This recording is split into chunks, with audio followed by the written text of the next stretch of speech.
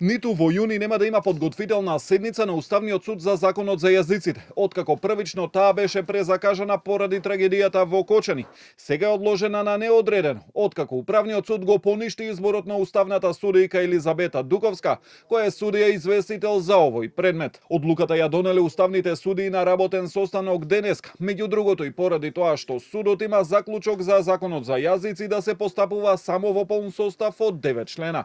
Околу останатите одлуки во чие носење учествувала Дуковска, од уставен вела дека се конечни и извршни и нема по службена должност да ги преиспитуваат. Уставниот суд не ја коментира пресудата на Управниот суд, постапувањето на сите инволвирани органи, како што се Судскиот совет, собранието и управните судови во овој случај. Предизвикаа правен преседан, кој создаде правна состојба со која ниту еден досегашен состав на Уставниот суд се нема соочено. Таквиот правен преседан несомнено создава правни импликации во постапувањето на Уставниот суд во согласност со неговите надлежности.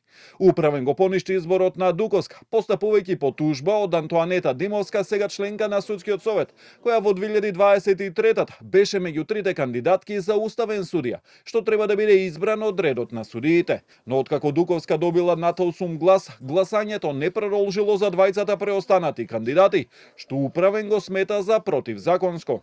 Судот наоѓа дека со ваквиот начин на гласање на членовите на Советот, односно со негласање по останатите два предлози, оневозможена е еднаква примена на правилата на постапката за сите кандидати, со оглед дека само еден кандидат добил можност за реална поддршка преку гласање, а на другите два кандидати им е ускратена можност да имаат ист третман и еднакви можности при изборот, иако претходно сите три кандидати биле поддржани од членовите на Советот.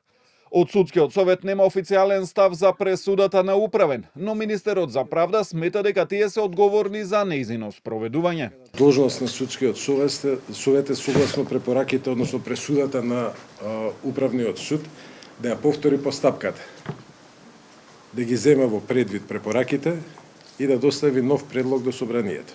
Сепак во пресудата не пишува, а надлежните институции засега немаат одговор што ќе биде сега со мандатот на Елизабета Дуковска, избрана за уставен судија од собранието на 9 години. Според уставот, тој може да биде прекинат или со оставка или со правосилна пресуда, која предвидува затворска казна од најмалку 6 месеци. Разрешување не е предвидено.